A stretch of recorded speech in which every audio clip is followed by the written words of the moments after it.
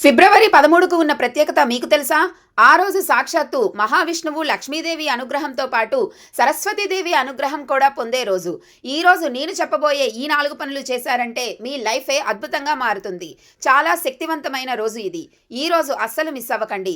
ఎందుకంటే ఈ జగత్తుకు మూలాధారమైన పరాశక్తికి ఉన్నంత శక్తి ఈ ఒక్క రోజుకు ఉంటుంది.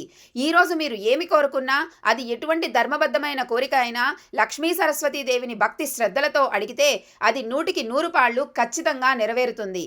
ఈ రోజు ఎందుకు అంత విశిష్టత అంటే, ఈ రోజు విజయ ఏకాదశి అంటే మన ఓటమిని తొలగించి మన జీవితానికి విజయాన్ని ఇచ్చే పవిత్రమైన రోజునే విజయ ఏకాదశి అంటారు. ఇదే రోజున మూలా నక్షత్రం కూడా ఏర్పడుతుంది.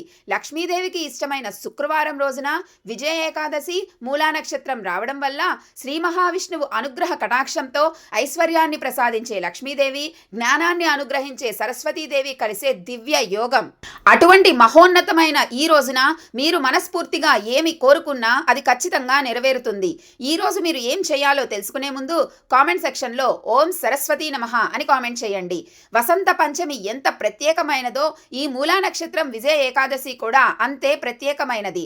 మొదటిగా ఈ రోజు పొద్దున్నే బ్రహ్మ ముహూర్తంలో లేచి స్నానం చేసి పసుపు రంగు బట్టలు ధరించి ఆ మహావిష్ణువుని, అమ్మవారిని పూజించండి.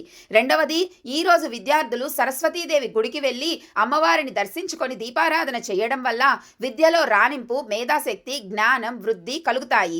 మూడవది, మీరు పూజ చేసేటప్పుడు కానీ లక్ష్మీ సరస్వతీదేవి గుడికి వెళ్ళి కానీ ఈ శక్తివంతమైన మంత్రాన్ని 11 సార్లు జపించండి. ఈ మంత్రం మీలో ఉన్న ఏకాగ్రతను, జ్ఞాపక శక్తిని పెంచుతుంది. ఇదే ఆ మంత్రం, ఓం ఐం సరస్వత్యై నమః. ఈ రోజు మీరు గుడి నుంచి వచ్చేటప్పుడు కళ్ళుప్పును కొని ఇంటికి తెచ్చుకోండి. మీ ఇంటిపై లక్ష్మీ కటాక్షం ఉంటుంది. మరిన్ని ఇంట్రెస్టింగ్ అప్డేట్స్ కోసం భక్తి శ్లోకం ఛానల్ని సబ్స్క్రైబ్ చేసుకోండి.